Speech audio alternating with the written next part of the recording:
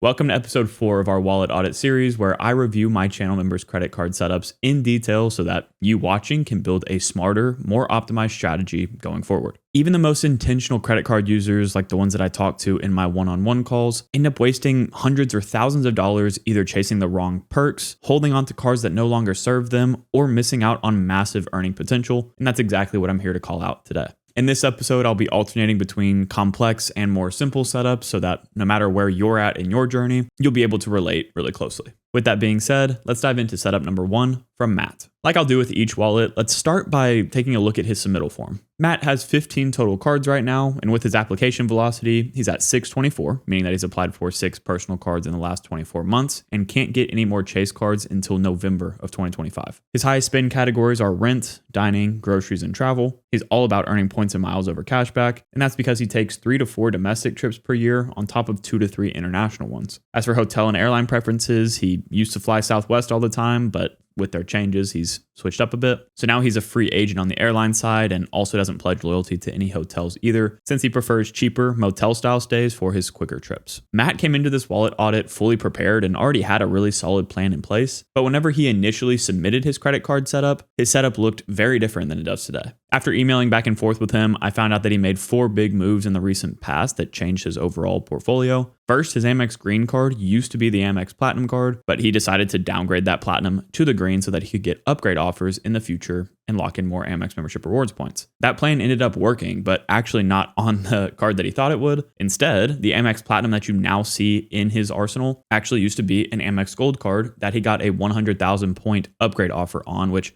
is better than the public offer on the Platinum right now. Also, his Advantage Mile Up card that you see here used to be the American Airlines Platinum card, but he has since downgraded it to save on annual fees. And he used to have the American Airlines Platinum Business card, but he canceled that in the past couple of months as well. As you can tell, Matt is constantly evolving his credit card setup to fit his current goals as well as the just broader market sentiments. And for the average credit card user, that would just be too much to manage. However, I know that he can handle that, so that's why I'm approaching his wallet audit through that lens. Looking at the cards he has left after those changes, here's what stands out to me. First of all, he has a couple of cards still on the chopping block, and those are ones that he mainly got for the welcome offer and just needs to cancel after the annual fee reposts. Specifically, that Amex Platinum that he upgraded to. Granted, he could just, downgrade it again and try to get more upgrade offers, but I know that through his submittal form, he does not utilize the Amex Platinum to its fullest potential, and he doesn't need it long term, as well as the Capital One Venture card and the Barclays Hawaiian Airlines card. His core credit card setup, meaning cards that he uses on a consistent basis, includes the Chase Freedom Flex for 5x back on rotating quarterly categories, the Venture X for 2x back on miscellaneous spend when he's not working towards a bonus, and the Built MasterCard for 1x back on rent. On the business side, he also uses the Chase Ink Cash for 5% back on office supply store purchases and the Blue Business Plus as a 2x catch-all for everything else. So really, we're only talking about 5 of his 15 cards being actively used. To be fair, there are good reasons to keep some of those cards open, especially the no annual fee ones, but I do want to press a little bit more on those that do have annual fees. Looking closer at those annual fee cards, the 3 that I would consider being easy keepers are the Citi Strata Premier, Chase Sapphire Preferred, and Amex Green cards. I know it might surprise you that the Amex Green snuck in there, but like we talked about earlier, he plans to eventually, wait for an upgrade offer on that card to lock in some more Amex membership rewards points. So I'm okay with him eating that fee for now, even if he doesn't use it at all. The Strata Premier and Sapphire Preferred, though, are really easy keepers, and the reason for that is because they each give you access to either Citi or Chase's transfer partner lists, and that alone is worth paying the $95 if you're somebody that knows how to utilize those points well. Focusing in on the Chase side here, remember that he does consistently use that Chase Freedom Flex for 5x back on the rotating quarterly categories, but he also probably got solid offers on that card as well as the Chase Sapphire Preferred, so he's likely built up a pretty decent stash of Chase points. From his form, we know that he travels 3 to 4 times domestically and 2 to 3 times internationally each year, so I imagine that those UR points get used up pretty quick. So the question is, how is he going to keep that balance topped up for all those future trips he has? Well, that's where the first cards on his credit card roadmap come into play. And I'd say he should consider reworking through all of the Chase Ink card welcome offers once he's back under 524. Since he hasn't gotten the Chase Ink Preferred yet, I would start there as long as the minimum spending requirement is not out of reach. Then go work back through the Chase Ink Cash and Unlimited. And the earliest he can do that would be November of this year. So I would probably recommend holding off on applications until then. And I should mention here that for anybody curious, you can technically get the ink cards multiple times, even under the same business, and get the welcome offers and everything. But if you don't want to juggle that many card accounts, or you're starting to get denied for too much available credits you aren't using, then you could of course just cancel the old ones and reopen them. On the Citi side, he noted that he specifically picked up the Strata Premier just placing a bet that American Airlines would get added as a transfer partner. And maybe he's a prophet, but that did end up coming true recently. So now that they are a one-to-one direct transfer, I imagine he's going to have a very easy time using those Citi thank you points. And considering he sounds like he wants to earn more of them, he could consider the Strata Elite card like he told me he might. But I would be a bit hesitant on that because you don't really want to be paying $595 for 100,000 points if you can help it. And maybe you'd rather just target like the no annual fee Citi Strata card instead for a quick 30,000 points or whatever it is right now. But if he is going to use the credits and benefits on the Strata Elite in year one, then that math changes. No matter how many credit cards you have, an easy way to stop leaving money on the table is with Max Rewards and their automatic offer activation feature. With your paid tier called Max Rewards Gold, all of your cards that are linked to the app will have their offers automatically activated for them. That way you don't have to go into each lender's app and click the little plus icon next to each offer. Last year alone, this feature saved me over $100, which more than covered the cost of Max Rewards Gold for me. And if I actually took the time to look at the offers every single month, I would have saved a lot more.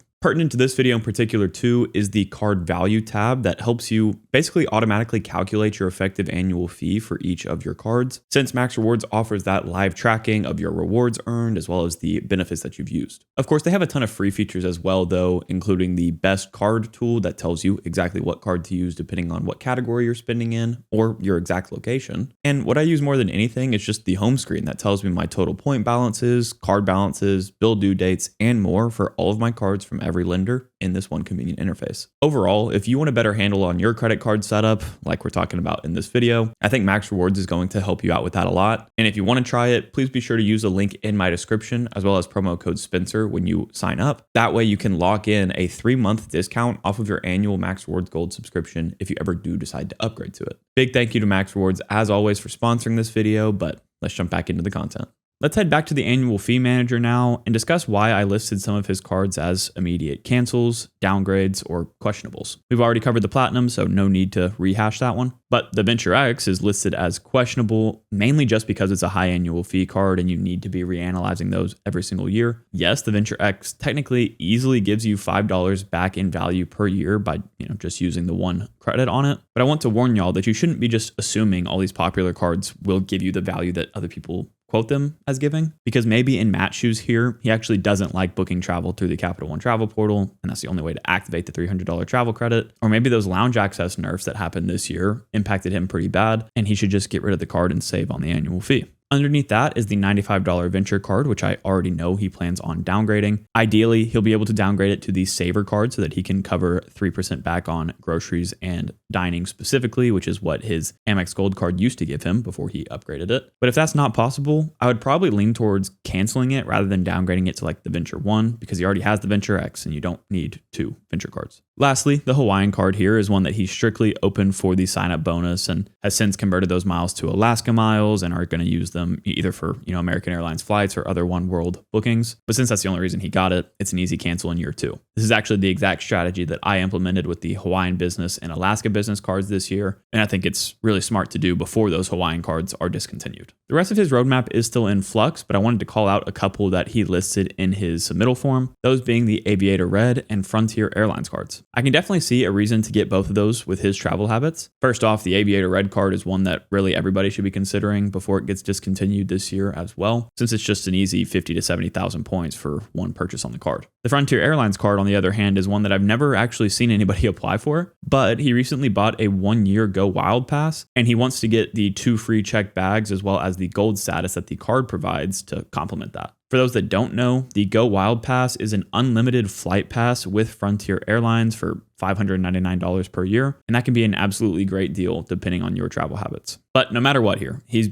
getting close to being under 524 again, and I would target those Chase cards that he wants before adding any other personal ones. Now we move to Terra setup, which is a bit simpler, but those of y'all on Team Cashback are really going to love this one. And if you're on Team Travel, you can definitely learn a thing or two. Tara currently has 10 cards and she is at 324 with the Chase 524 rule. She spends the most on groceries, gas, and dining, and we'll talk about how she can maximize those categories at least 5% back here in a second. As I mentioned, she much prefers cashback over points and miles, but as we'll see, she has dipped her toes into the travel space a little bit recently, and she prefers Chase, Citi, Capital One, and Amex, but specifically their cashback cards. First things first, let's look at her overall category coverage. On the spreadsheet, I have 2 columns for the earning categories. The first is going to be the all earning categories column, where I list out everything that these cards offer, except for the 1x back on miscellaneous purchases. And then I create the optimized categories column next to it to remove the overlap between all the cards and serve as like a cheat sheet for what you should be using each card for. As you can see, most of her cards are going to serve one main purpose, as most good cashback setups do. She has the Prime Visa for 5% back on Amazon, the Discover It and Freedom Flex for 5% back on rotating categories, the PayPal MasterCard for 3% on PayPal purchases, and the Venmo Visa and Citi Custom Cash for one category of her choice at 3% or 5% respectively.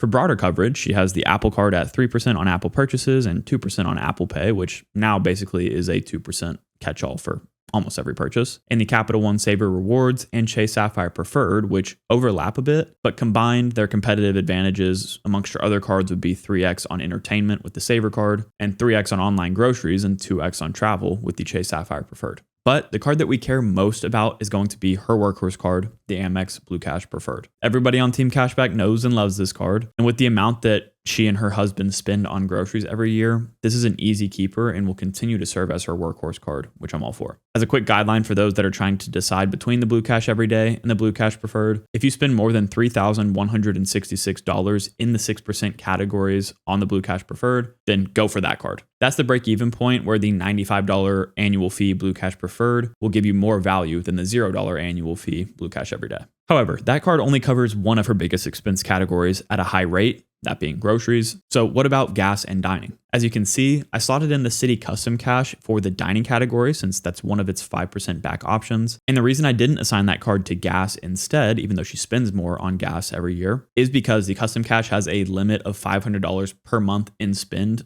on that 5% category, and she would exceed that with her gas spend, but not with the dining spend. But still, that leaves that gap for the gas category, and right now she's using that Blue Cash Preferred for just 3% back, which isn't bad. And what I'd propose she do instead is actually not use a credit card at all, but instead go get the PayPal debit card. I'll have a link below to this one if y'all want to check it out, because it seriously is a very powerful card and probably the one that I tell people about the most these days. And that's because it's, again, a debit card that doesn't add to your credit report or anything like that. And it takes 2 minutes to set up, but you get 5% back on your category of choice up to $1,000 in spend per month. The current options for that 5% is going to be restaurants, apparel, fuel, groceries, and rideshare / public transit. I would say most people use this card for groceries since it also gives you 5% back at wholesale clubs like Costco, as well as Walmart. And that's exactly what I use it for, but in her case, it makes more sense to use it for gas. A quick tip with this card, by the way, is that you should set up the auto reload feature, which obviously makes it to where you never have to even really look at the app if you don't want to, but connect it to a debit card and not the bank account itself, because that will avoid you having to wait for the money to post. And I learned about this the hard way, so just trust me on that. Zooming back out, once she gets that PayPal debit, now all of her 3 biggest spending categories are covered at least 5% by putting gas on the PayPal debit, dining on the Citi Custom Cash, and groceries on the Blue Cash Preferred. This puts her in an awesome position going forward where she really never has to worry about earning categories again. But of course, I wanted to add a couple of other considerations in here just in case she wants to optimize some of the lower annual spend categories that she has. The US Bank Cash Plus is the first of those on this list, since it gives her 5% back on 2 categories of her choice every quarter, up to $2,000 spent. I would say that most people use this one for 5% back on home utilities and either internet or phone services, but she may have different needs. I also kept the next row broad here and just said that she should consider credit union cards, and that's because whenever I think of a good cashback setup, I think about credit union cards. One that I've always considered, even for my setup, was the Alliant Visa Signature Card, because it would give you 2.5% back on miscellaneous spend once you did the qualifying actions to get that. But I just recently found out that they nerfed this card to the ground, only giving you now 1.6% back, which basically means that nobody's going to hold this card anymore. I don't know why they did that. Well, I do know why. It's all about the money, but Yeah, bad move. One catch-all card that I've been considering instead of that one now has been the Fidelity Rewards Visa card, and that would possibly replace my Venture X since I just recently left my bank for the Fidelity Cash Management account. And if y'all would like to hear more about that card or that account I just mentioned, definitely comment down below and we can make that maybe one of my Thursday episodes. I also added the City Strata Premier and Capital One Venture cards to her list on the off chance that she does have a big trip coming up and wants to be able to utilize her cashback with those companies' transfer partners instead. But right now, she obviously doesn't need those. For those of y'all on Team Travel, here's one thing that I want you to leave with today. Getting 5% cashback can easily beat 3x points and miles depending on how you redeem those miles. Particularly, domestic travelers probably should be considering cashback cards because if you're not redeeming your points and miles for 1.7 cents per point or more consistently, then 5% cashback is going to win mathematically. So I just kind of wanted to say that if you're on Team Travel, don't be too quick to dismiss cashback cards. And really the best setup for most would be a hybrid setup. So yeah, just consider that. Unlike Tara's setup, who had a low annual fee burden of $190 and not much to worry about, now we move on to James' setup. James just recently got into the credit card game about a year ago and already has added 8 credit cards. As we'll see, half are business cards, and with his spending habits, business cards are going to be key. Luckily, he's only at 124 right now, and his highest spend categories are advertising and restaurants. He currently earns a lot of points and miles, but he does have a desire to shift more into cashback. But it does make sense why he needs the points and miles because he takes 10 plus international trips per year. And on those trips, he mentioned that he prefers to fly with British Airways, American Airlines, and United. This setup is going to be a lot of fun to cover, and I promise, even if you don't have business cards yet, you're going to want to stick around for this. As I've talked about plenty on this channel, you do not need to have an official business to get approved for business credit cards. And the reason you should consider them is because they have the highest welcome offers on the market. Granted, they do have higher spending requirements and you don't want to stretch too thin to hit those. But personally, I've gone through all of the Chase Ink cards, even the Ink Premier, as well as the main Amex MR point earning business cards and some airline business cards as well. And to paint a picture here for you, if I hadn't added business cards to my setup, instead of my current welcome offer total of 1.42 million credit card points earned, I would have only earned 657,000 points. So that's the power of business cards right there. But enough about me. Let's talk about James. I think the biggest value I can give y'all off the bat is to explain why James can easily justify these super high annual fee cards while most of us cannot. I mean, looking at his setup, he has 2 Amex Business Golds. Like, who would need that? Well, if you're not just a credit card gamer, but a high spend business owner, you're going to run into issues with these spending caps that these cards have on their earning rates. In James's case, the Amex Business Gold gives him 4x back on his advertising spend, and that is his highest spend category. But that 4x back caps out at $150,000 spent per year. Obviously, James spends more than that on advertising, so he had to add a second Amex Business Gold to ensure that he's still getting a respectable rate on those purchases. I bring all of this up just to say that you're going to see cards on his roadmap that have super high annual fees, and I'm not necessarily telling him to cancel any of these high annual fee cards that he already has, but that's because the annual spend he puts on these cards nullifies the annual fees to a degree. For example, 4x back on $150,000 worth of advertising spend every year for him is worth $12,000 at a 2 cent per point rate, meaning that $375 annual fee is almost negligible. Plus, that was assuming he's not using any of the credits, which would only add more value. Even though he can justify these higher annual fee cards easier, that does not mean that he should automatically assume that he can leave them all open. That's why you see me listing his personal Amex Gold card and the Amex Business Platinum as questionable. With the personal Amex Gold, I can definitely see justification for leaving it open, particularly if he separates out his business and personal spend a lot and wants to earn that 4x back on dining worldwide and US supermarkets on the personal gold. But if he's mainly spending on business dining, then that category is going to overlap between the business gold and the personal gold. So if he's not using the credits and benefits or putting a ton of spend on the personal gold, then it should be one that he considers canceling. The business platinum follows a similar story. Maybe he's using all of the credits very well and he puts enough spend on the 5x categories on this card to justify the annual fee. But if not, then he probably just got this card for the welcome offer and he should cancel it or downgrade it in year 2.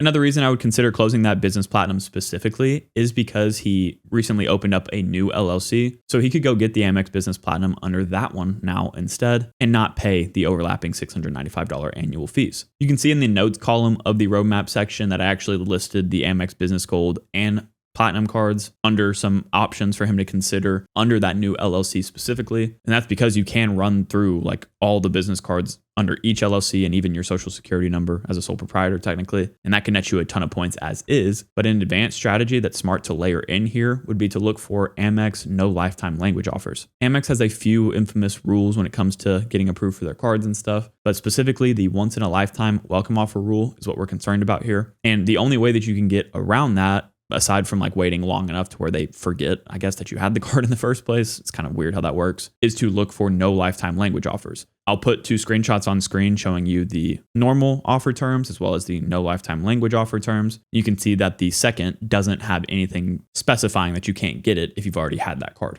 On top of the Amex Business Gold and Platinum under his new LLC, the biggest gap that I'm seeing right now is that he hasn't gone for any Chase Ink cards. He did recently get the $100K offer on the Chase Sapphire Preferred, which congrats on that, first of all. So he already has access to Chase's transfer partners, but with those 10 plus international trips, he needs more than 100,000 points with Chase to make much of a difference. And he's only at 124 right now. So he's perfectly primed to run through the entire Ink credit card lineup. And again, he could do it under both LLCs as well as just get more Ink cards under the same business like we talked about earlier. So this is really where I think his points could boom. Also, in his submission form, he mentioned that he wants to go a little bit more towards Team Cashback and has been considering the Charles Schwab Platinum for that purpose, which I did list on his roadmap as well. And a small little tip there before I move on is that technically you should get the personal Amex Platinum card first before the Charles Schwab Platinum, since you can only get one welcome offer between all of the personal Platinum cards, and the vanilla version has the highest offers. So yeah, I would go for that one first and then the Charles Schwab Platinum. But aside from that, he wants to get a little bit more into cashback. And the beautiful thing about Chase UR points compared to Amex membership rewards points is that he can do that for free.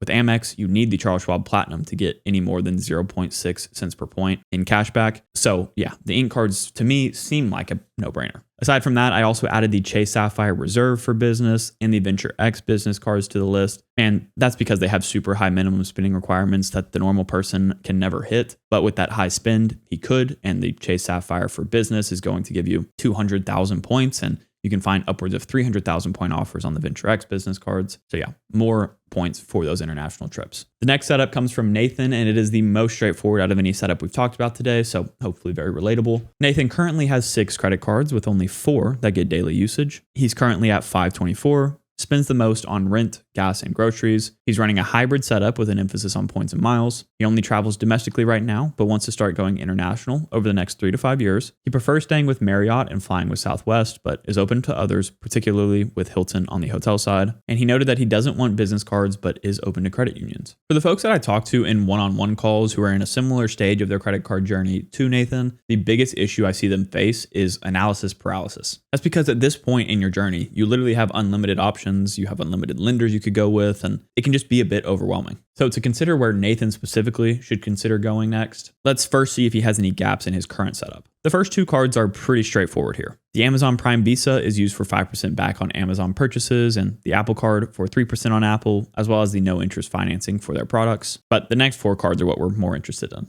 Honestly, the remaining ones do have a good bit of overlap here, and he could alternate which card he uses for what, depending on what points he needs more of at the time. Starting with the Bilt card, obviously getting 1x back on rent purchases with that one is the key, but he could also use it for 3x back on dining purchases if he needs some help hitting that 5x minimum transaction requirement per month with them. However, considering his preferred airline is Southwest and he mainly has been staying with Marriott's, those are both Chase transfer partners. So I'd probably opt to use his Chase Sapphire Reserve for dining purchases instead, since it gives that same 3x. That said, the Bilt card could still be used for high earning rates with Bilt's neighborhood partners, as well as 2x back on travel and 1x on rent, with the occasional dining purchase to help hit that minimum transaction requirement. The Marriott Boundless is an interesting one. In general, I don't recommend putting any spend on this card outside of Marriott spend, but in his case, it actually could make sense to use it for 3x back on groceries and gas as well. You may be wondering why that's not a no-brainer to do that, since it's the only card in his setup that gives him 3x on those purchases, and the only other option would be the Chase Freedom Unlimited giving him 1.5x instead. But here's why.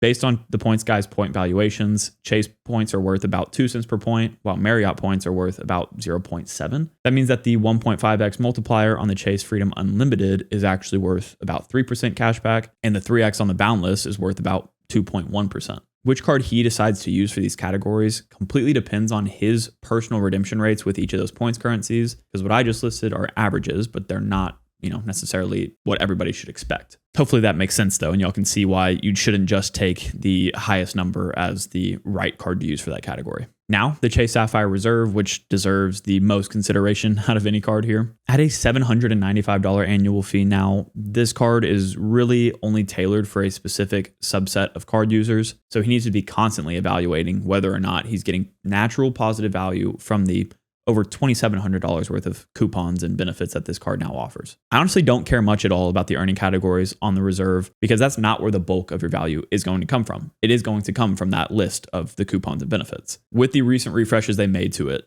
what they did is they kind of drove apart the two crowds that used to have this card. So the card became a lot better for those that actually fit their target demographic, which would be, maybe more high spend individuals or at least luxury travelers is kind of how I've been seeing it. And then made the card almost terrible for those that are just casual, everyday domestic travelers who don't want to be spending on those luxury rates. Where Nathan falls on that spectrum, I couldn't tell you, but right now, since he's a domestic traveler, I would imagine this card isn't going to give him a ton of value, at least compared to the value that it would have given at the $550 annual fee level. But again, I have no way to say, so I'm just going to say, make sure we consider this one heavily after year one. No matter what, with those 4 cards, he's covering his top 3 earning categories pretty well. The Built card gives him 1x back on rent. Either the Built or the Chase Sapphire Reserve gives him 3x back on dining. And the Boundless or Chase Freedom Unlimited give him a respectable rate on groceries and gas. However, they're not really super optimized yet, at least the gas and grocery categories. So let's talk about how we can optimize those. Just like Terra Setup, the first and easiest card that I can mention here is the PayPal debit. I'm not going to repeat a ton about it here, but he could open the account right now and automatically get 5% back on one of those 2 categories up to $1,000 per month spent, and that is super powerful. I would personally lean on putting my grocery spend on it since you can get those wholesale clubs and Walmart to activate the 5% too. But if he does spend more on gas every year, then he could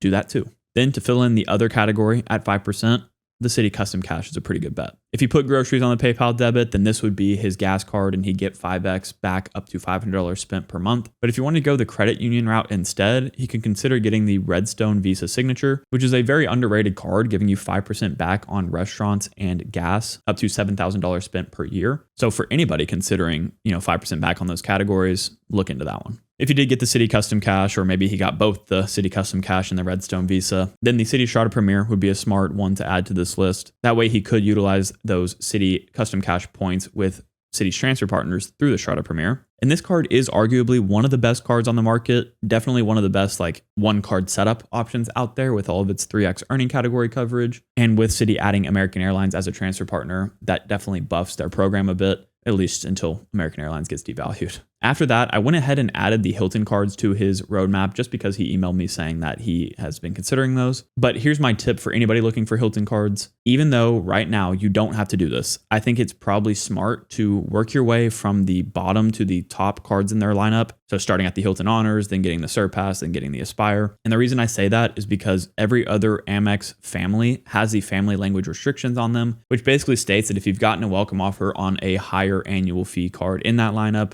you are now ineligible for the welcome offer on the lower tier ones. Hilton does not have that language added yet, like I said, but I would operate under the assumption that they will eventually. So do what you will with that information, but I don't know, maybe I'm wrong about it. With a simple setup like this, there aren't any massive red flags or immediate cancels by any means. However, I would obviously keep a close eye on that Chase Sapphire Reserve like we talked about. Overall though, I think Nathan's setup is a testament to just smart and good credit card road mapping from the beginning. So shout out to him for making my job a bit easier today.